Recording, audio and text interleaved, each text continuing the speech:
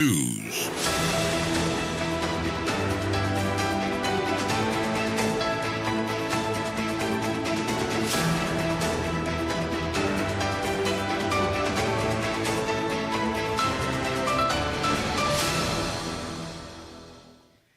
Yamamu akwaba afitumirikai neshia yen awo Facebook no so a na ye DLFM 106.9 kase boni ehwegu onomo enfamam nenne na de na siga na manyina ni so eni so manyina na ehwede mu sei ya photo samfo ono ena hwe sika sem so Dr. Kessel Atuba Forsen baka kopiem o masebadwam na watena se aka kire Ghana fo nyina se o man Ghana emfempem yenu ni edununum ye na kwa homabosika no kwesen Dr. Atuba Forsen kupiem masebadwam na kire mu sem yamfanto Ghana fo nyina nim se o man ya tim sese no edu be ma mobo ntoa no o mbeka kire Ghana fo nyina se nuisance taxes etuo bi ho no ma sabe akwa kotobekuma sabe mfaso bi ane so na temamufo hu na mane na omama etete sa ne sente mo betwam se hu nanso sansa na mo kan no ma ka kire Ghana fo se enokra pa ye hwe anim se de tie bia no sa electronic transaction 11 no ye twene tie kan se 11 no wo betwam se hu ma Ghana fo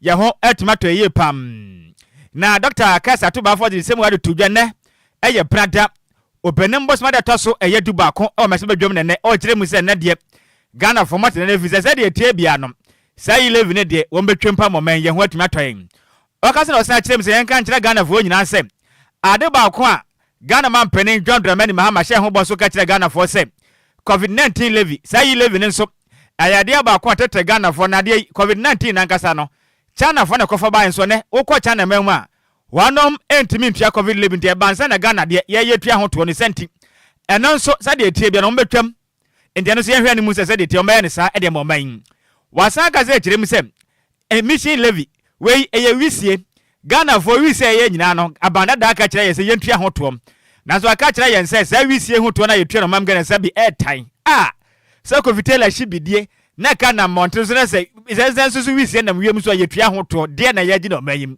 ene so Atuba Forsen se yen kan kire Ghana fo nyina se ene so sa emission levy no so sa de etebia no wo betwem moman ye ho atimato pam wakaza kire mi se niam ahodo atete oman bi efa to ho de yentum na sa de etebia no betwem moman ye ho atimato de same to tudwa e o man Ghana ma se bedwam. Mr. Speaker, we will abolish the 10% withholding tax on betting. We will abolish the electronic transfer levy, e-levy of 1%. We will abolish the emission levy, otherwise as in Wusie tax.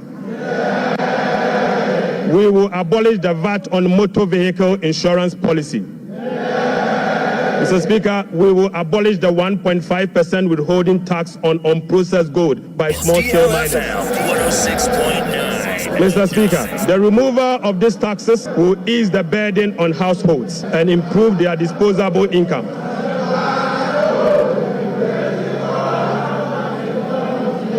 Right, Honorable Speaker, the removal of these taxes will ease the burden on households and improve their disposable incomes. In addition, it will support business growth and improve tax compliance. Atuba Forsen e kase no kire mi se aeroplane na mlante ni tuo no. Mejina bo che na make say to save betting. O kire mi se no so sa de tie bia no. Obetwam, we wan kase watwam na mo se obetwam, we will abolish it into obetwam.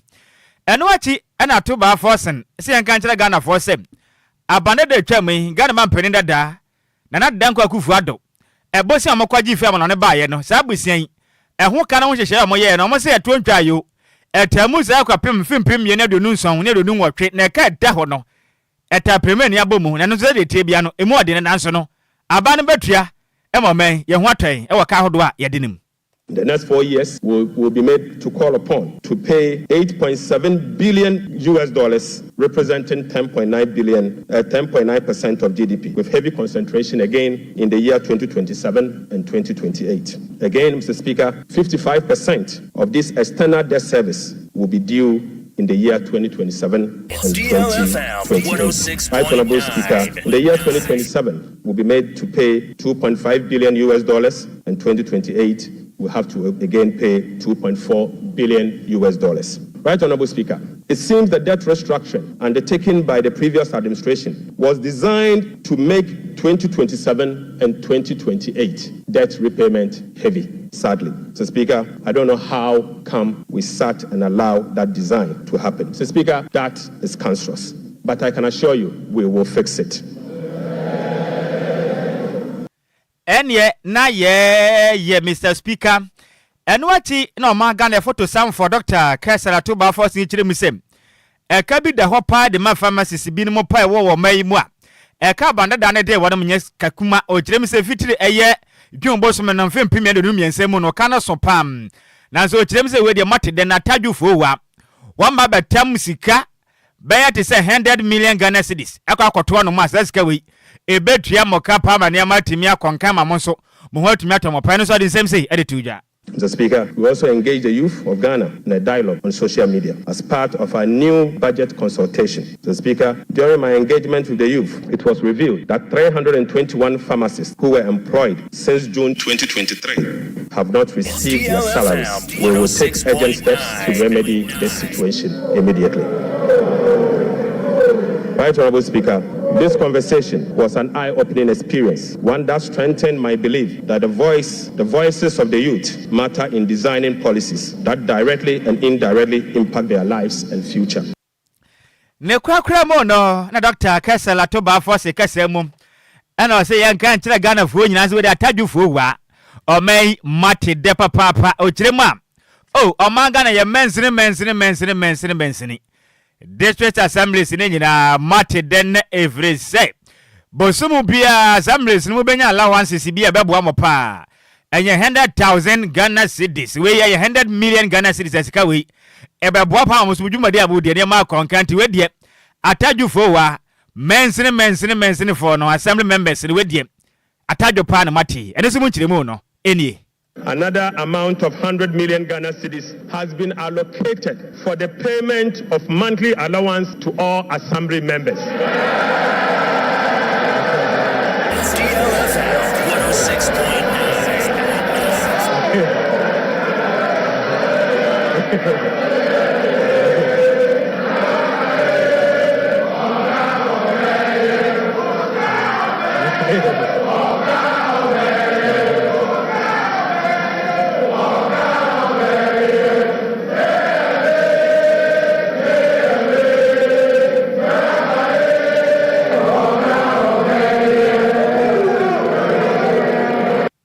Anyway, enyomo to etatwe edom kase o maso we wutirem se mahamaye oka obeye.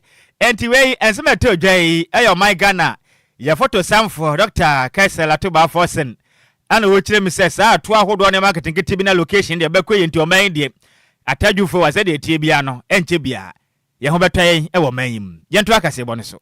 Yeda soa ejina budget hon sensema na chese ye finance minister Dr. Atuba Force na eda betuja chese ya ade aban edi sika ebehye Ghana Education Trust Fund e get fund nim se na ye beboa na sika omuhi omudi behye ye free SHS nimu no etimi akonani we na o chese ehia pa se ye free senior high school policy no ebetimi akonani na chese addition so etimi akonani ama mofra no se na be sika samsu ebetimi agina ne na so ewo ho enti no mutu sa anamoyi ana ye Dr. Atuba Force edi tuja se ye omanpani John Dramani Mahama ene na aba bomodian se ye sika semu hawa enu wo ye free SHS program nimu no ombetimi ape ahwe se na ebe ya bibia ebetimi akonanim nti so omudi sika ekosha ye get fan num no ebetimi aboa ama sika ho nsem ni na timi akoso ewo ye secondary school education nim sanso na ebetimi aboa tertiary education nim ne kankan ene omadi dem ni to mo hye eye amahwebedwafo ni na Enquires say ade omo ba beye ebeboa oman no. Mr. Speaker, the overarching concern about free secondary education has been its quality and the absence of dedicated sources of financing. His Excellency President John Dramani Mahama has resolved it. Mr. Speaker, let me take this again. The overarching concern about free secondary education has been its quality and the absence of a dedicated sources of funding. His Excellency President John Dramani Mahama has resolved the funding challenges by uncapping the GET fund. Mr. Speaker, this makes available dedicated funding for full financing of free senior secondary school education and free tertiary education for persons with disability. Mr. Speaker, therefore, Capping and Realignment Act will be amended to uncap the Ghana Education Trust Fund. When a doctor Adwoa force in Eto to say idea by Etu ni Huesi was say omodi a 499.8 million Ghana cedis at the best a first year student a young fees in Western say a yadi omodi policy be eba say no fee stress at the a first year student or moko a tertiary. Mr. Speaker, an amount of 499.8 million Ghana cedis has been allocated for the non-academic fee policy for all first-year students in public sector institutions under the No Fee Stress Initiative. Mr. Speaker, we have allocated an amount of 292.4 million Ghana cedis to commence the distribution of free sanitary pads to female students in primary and secondary schools. Mr. Speaker, we have allocated again an amount of 242.5 million Ghana cedis to support the victim of Akosombo Dam spillage.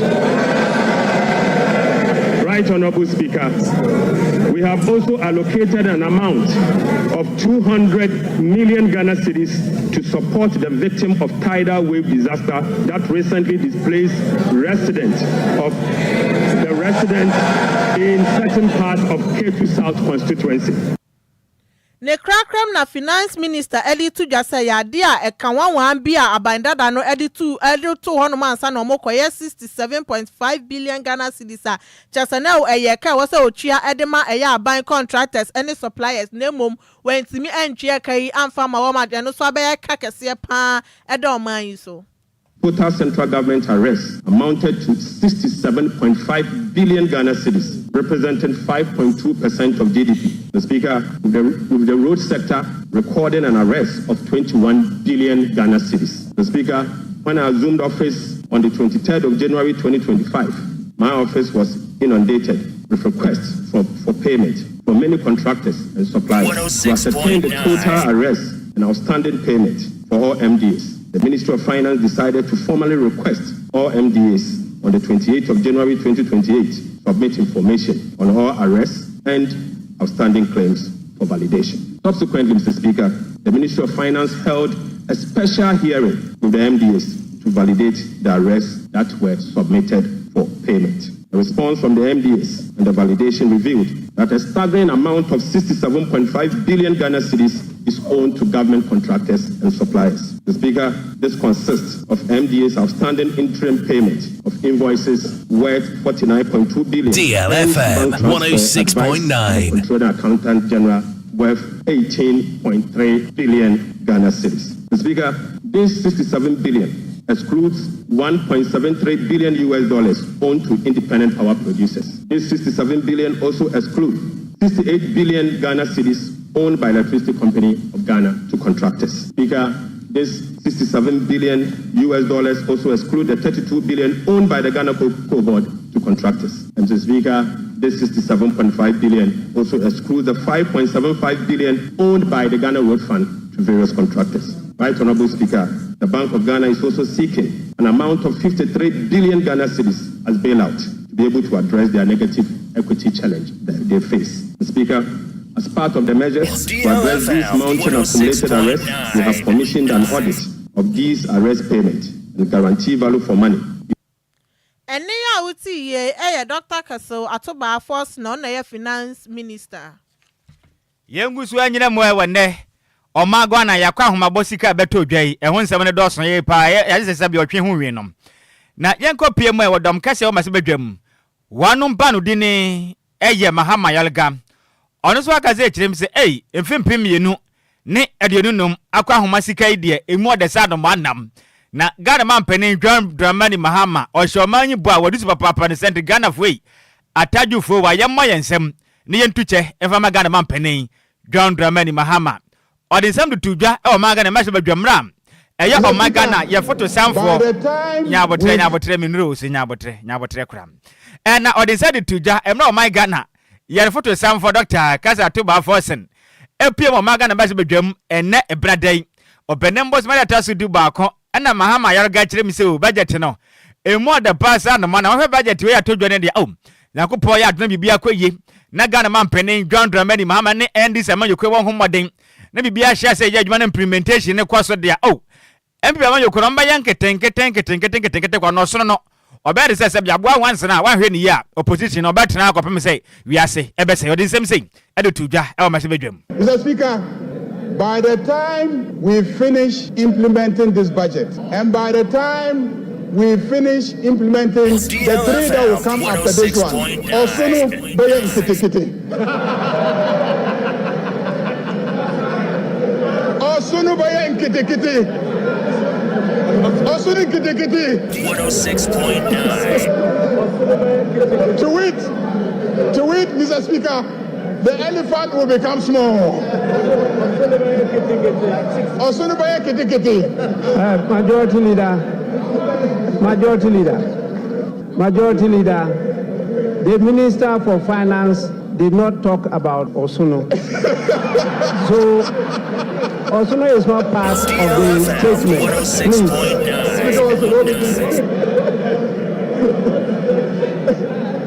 Mr. Speaker, on that note, any I will take up your massive no, and I had dom Cassia no.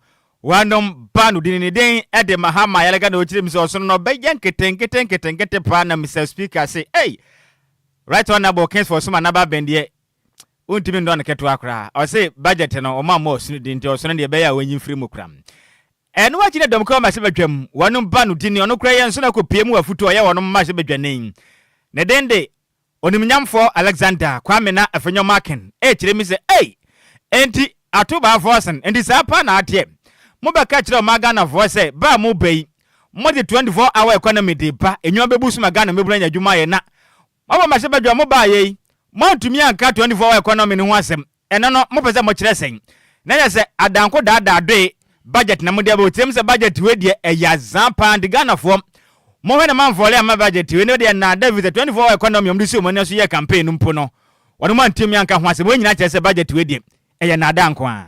Mr. Speaker, that notwithstanding, Mr. Speaker, we have witnessed what we can best describe as an Azam budget. Mr. Speaker, they are on much talked about for 24-hour economy. The president came here, they said it was all ready.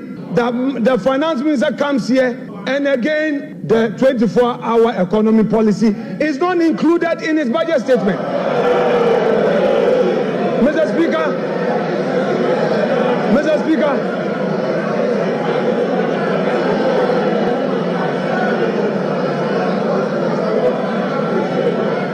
106.9. Mr. Speaker,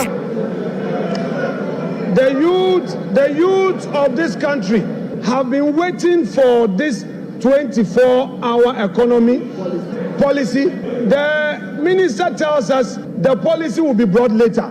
Hey, Ato, the policy will be brought later. Mr. Speaker, it is clear that all the jobs they promised the youth of this country was merely an Azam promise. Eni a wotie dom kuma mo ba se bedwam mo bando dinin nezen edi onimnyamfo Kwame na afenyo marken eno achi ena aka na osoafo no na hwe Ghana sikam se Dr. Mohammed Amin Adam chiremisem yanka ngira NDC amanyuku no ene osoafo hwe Ghana sikasem so se sa betin task na mokaka ka ho asem elo play no o chire won ne de o ma ba na njejeje tuo bi amva betin task no nte ene nwanwa se ne o makaka wasem ba betwem o so ma anye ka prempo tiende mogazi matwem a na ye nwanwa pa. Ladies and gentlemen, betting tax that they said they have abolished. We never collected betting tax. We never implemented the betting tax. DLFM, So to come and tell Ghanaians that you have abolished something that was not implemented is to deceive the people of Ghana. Ladies and gentlemen, betting tax that they said they have abolished. We never collected betting tax. We never implemented the betting tax. So to come and tell Ghanaians that you have abolished something that was not implemented is to deceive the people of Ghana. Eni a wuti akane osoafo na hwe Ghana yesika sem so ne di ni Dr. Mohammed Amin Adam anta na ochire mi se mamu ntu futuro fangu Ghana fo ani afri se sa betin tax ni mpo empia ma yokoti abanwa so mo anye ka pre te ne wanwa se ne mudi wezi so ebe hye mo budget mo ochire mi se munya aka na nya de anokra ba kumpo ewo mu kram na yafa kase ebo no kopie mu e wo Cape Coast fifi mountain na meka sa kyerɛkyerɛfo a mokyerɛ de wɔ Cape Coast suapɔn mu aka sɛ kyerɛm sɛ titiriw ene medical sciences onom lecturers ne kyerɛm sɛ mati atua wɔnom nkɔkyerɛ de bio every sɛ mpanifo ne sisi wɔnom pa a wɔn aka anya de mpanifo ɛboa wɔnom kram akyerɛkyerɛfo kokɔ apai enyina kyerɛm a wɔn atena sɛ janka promotion mmɔmɔde ampagya wɔn de brem wɔnom aka anya de mpanifo tienti wɔnom kyerɛm sɛ yɛde to sabe sɛ de yɛ nɛs wankasa otiri ho ayiwa yibɔne nti ɔmo nkɔso antena sɛ be saa ɔhaw ne mu nti no mpanifo firi ne kɔ saa promotion ɔmo nsa nka de ɔmo kɔtena fie ɛnim ka sɛ kyerɛkyerɛfo ɔmo kyerɛ adeɛ wɔ ɛyɛ University of Cape Coast wɔnom medical sciences ɛyɛ department wɔnom ɔmo kyerɛm sɛ ɔmo nkɔkyerɛ adeɛ bio ɛdemi ka sɛ de suafoɔ ne hunama ne yɛ pam na professor Emmanuel ɛyɛ kwapena ɛgye media ka sɛ bɔkasa na ɔkyerɛm sɛ de ɔmo aka na ɔmo aka sɛ mpanifo mpagya ɔmo de brɛ mu di Ghana fo mo tum na sɛ kyɛ nkɔla na betua deɛ and we the adanko dada doy e bi nsi ne ene bi esi wachina kra. We have just done a withdrawal of teaching service, but we are actually at work doing research and community service. University of Cape Coast has had this medical school for I think the past 17 years, and since the start of this medical school, it became necessary to engage faculties who are medical practitioners to teach at the clinical levels. And in Ghana or everywhere in the world, what one needs to teach at the clinical level is the fellowship of a recognized postgraduate medical college. And once you join with that qualification, you are able to rise to the highest academic level. You get 106.9. When it got to the point that people decided to apply from associate professor to full professor, then we got the impediment that you need to have a PhD, which nobody has. No medical doctor does PhD in Ghana. So as soon as we tried with the application, we got that feedback. Then we decided to embark on an action. That was about over a year ago. There's part of the knowledge that we have to our students, and they are taking us for granted. I think the Vice Chancellor, Registrar, and I think the Human Resource Director met us. And at the meeting, we told them that until they rescind their decision, we're not going to call out a strike, because we realized that there was no commitment to solve this problem. Any awoti ye ayo cheche no chira dem ewo Cape Coast yaponum ne den ede Emmanuel Professor Emmanuel Kwabena Misizi ene wo chire mi se sempanifo antum su Fred omontum na omonkwa de suandam enkwa chira de ne anasa wo china dam ene wachi nso ena de suafa wonom eye medical student ni bi su chire mi se ye susuanso abade aso papa ebrum be wie school na nsenya na cheche fo ma chira de na omonyamu chire mampanifo nti omu su Fred visa hu mobro no sa ma ebedu be ne bia na nkugu etuna wo mafa ebe ha dwenyi pa.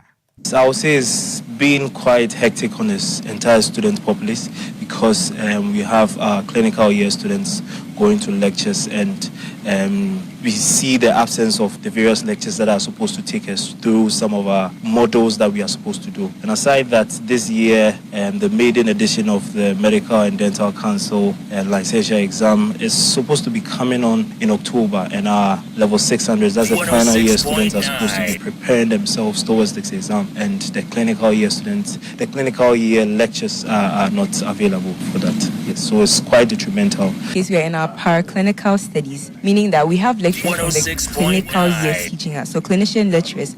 And because of this, for the past week, we haven't had any classes. Yapa, we, disunya for one of your medical students, which is a pim zamra yakese, no. At a chair for the madu student, and one master tremono.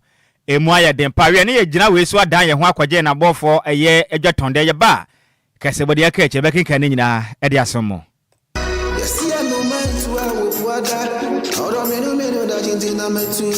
Makwantu ohun eye medadwen nanso me yansam troninti menya adagye ye hwehwemu ekohu Sunday Sam's consult na wonum nti ende metimi ba menya abre ne adagye ekenkan ye eye investigations about womo ana me hu se wo apply for visa assistance a emfeli efri se wonum ewo track records madanse die nie ma me nintrel Sunday Sam's consult edi Britia webi ebeje wo visa ama wo. Say we call United Kingdom, Canada, Dubai, Poland, Croatia, na afei kradie, Serbia, any Greece nso abeka ho a work permit etechiri. Ma menchire wo mo echiri kwan. Sunday Sam's Consult ewo Ofanko Barrier, Asofan, our Ben Wise Park Hotel, ewo Asofan New Station honomo a. Frɛ number 0244291546. Email address nso samuelowusu626@gmail.com. Yeti ehudi enti, we connect dreams with opportunities. Emanenye wadwendwen, frɛ wonom na nso bedi adanse empo asede media. 106.9. Yamamu akwa ba fi yakenka madwen kyene mo Facebook no so na yemfa nsom we every piaga kyene wo kyerɛ mi sɛ Azam budget 419 budget 3 queens nkwa yo mate Sammy Adwoa say no allocations was made for the year 20% rural area allowance for teachers. For those asking, it wasn't mentioned in the 2025 budget. Teachers are more bododo yo mate pam. We every Baba Mahama Boaz say a budget of no hope. How much is a liter of fuel and a ball of kenke today? Dumso budget. Yenso ya da se pa senior so do adwen chede ba Ghana ni ya ba wonchen. And now my Ghana for to some for beka sama se badwa mu kire mu se. E to do atete omba betutwam ni ade ade a sa budget we no anasa o ma Ghana. Emfempem mienu ni aduonu nom akwa homa sika we no ani da so mu ana. Wadwen kire se na woka e de fa ho. 0534050199 and 0593406565 oba 30 seconds pe bonitel na hunu ansu nguram se be yebeboa na ye nyina mra no adi aboa ye fi se mra no adi enim kan kra dada 0534050199 and 0593406565 hello majo Sammy B sak ode atama committee 11 openi ma yentio majo mejo so sak won say Sammy B ye wadie bi se meye eni maye yeah so ati ase ye niema mienu esande tie ye se do anu bo edo nwire a ebi nwo se no si obeye watiti so but ye hu ye enti ye pese ye hu ansa na agye adi okay me ye Thomas mate me da se pa sa ko de tema committee 11 0534050199 and 0593406565 budget na todwa de na wo ka fa ho hello bajo opa hey bajo oh akwanso a oh mesi akwanso a oh me fa fom na de budget ne ko ye kasa ma yenko what fa eno o say aso akwasha politan kiri ma ji usi fom oh ahoma ne mo akra ginaye kakra aha ma yenti wo se dai wo fa ni kwekura se hey ebe ye ni ebe ye oh meti no kwe de ba ko pe ena DLFM ye be ka ye be bosonso de bia yo Sammy die de omu nase na mi nsem so se no mbi ye ne se e dia yo mi ka se biem bye bye Mese me da se pa hello majo hello good evening senior wudino bia ka se free o man ke bomu fe bitema ankra botema senior me yentio ani da so ho ma budget no wo budget no wan ye bibia wo mu da taxes a yin pa bebia odi wuti boto no yin eyin Kwadwo Sammy bag ba kwa 130 taxes na what the porter what the clean can be porter we charge on joma ma wan to do na Ghana fo yin waji dey bebia what wait boto no yin wan enu ya se Mese me da se pa ankre bo se won so wo ba ye amemfa ni say hello majo Crazy hallelujah Kofi ma Shamon City Ashama Diamond City ni Davi set Sakumo Braset Sakumo no champion me yenti animre oh yempa ni fon de yeni mu wan yo yeni mu wan adada wo me fa ni to so na se bo mpa na nyako wadi aboa yin ni nyame yeduma me da se pa brother set ma memfa me last caller 0534050199 and 0593406565 budget na todwa Ghana kwa huma bosika mfimpi me ne dunu no nyina so wo mana se ne da so ne wo ho ana wo mo se wono mbeye Majo. Hello, good evening. Good evening. Senior within ni baby akasa free. Brother Kwame Dodowa. Brother Kwame Dodowa senior me tia nimre. Saying for say na won kwa wutem nika one of different what na worry. Baget we kai sitachi mu kusamu kwa na bokai. Petro na ma man ma ya den bo na wan kamata. Petro omo ye campaign na omo ka se Petro ni gba ya den omo bo betete won so ma ka. No ma o man mo ye den bo no. Man kamata. We ya dada no ba dada Ghana ko. Ya chiabre. Yo. Ati Ghana ko mo ye hisi. Why? Yo. Bye. Mese me da se pa afrefo no na mre nti yentumi mfo bia bio na de aye de Adwoa Sika budget ni da so me nyashio nyashio na me expect me hu cute bag na me de ne toto me hu ni na no da bi we de me nti se omo se omo beye o man ka se omo aye omo se omo beye nti we sika de aye do ahwa na ware na yenya nwale wa na Shegelege yes wo nickname no Shegelege yan ware me bia no adi me ka Shegelege awonye so no Shegelege yan ware me bia no adi me mra ne no o ma ne asai di agolo basa aya unje ti biso hey It's official. DLFM 106.9. Entia wane de esa de aye no wale na ye nwale na ye gina we so adan ye ho na yafa eye nka boyi ye ba ye be sane out na paka gida transfer da kopama so nsem no so ato asom e de amamo e da me ho abasisi a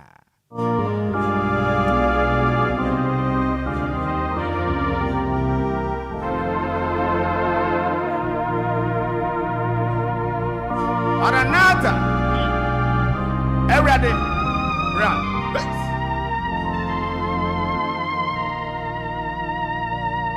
So people. Everybody. Yes, Christo. Asemwa wasachra. So people. Everybody. Yes, Christo, Asema wasachra, Maranatha, Maranatha.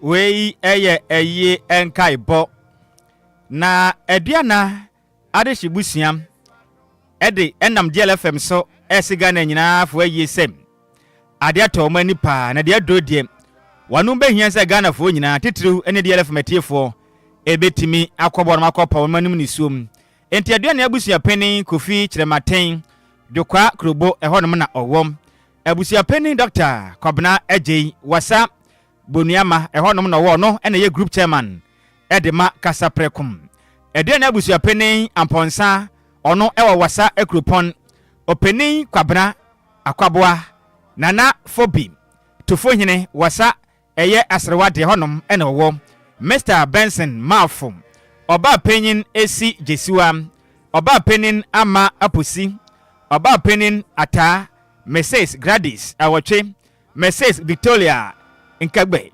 Dr. Nana Edichum Mensam ono eyobia oye finance director edema eye Samvict Manin West Manin West Africa honum ena odini juma very reverend Jones Okwan superintendent superintendent minister edema Methodist Church Ghana Jokwa Sekit wanom enam DLFM so kire Ghana fo nyina sem wanom ade nyina opening Ernest Kwaku Boja dodo na efra ne sem Kofi Yesu wa fra ntema ewa ne tentimo odaya wan sori bio Opening Ernest Kwaku Boja enyamfinhia nom edio watwe ensia 86 years ene wonyanye na oba kunafo a oja na kire aya Mrs. Paulina Abra Techua Pocham ema oja o makire bi nso enie Ernest Bedu Boja Junior dodo na friend say eye Abele Mines wasa honom ene odi ne juma Elder Emmanuel Kwame Efum Pocham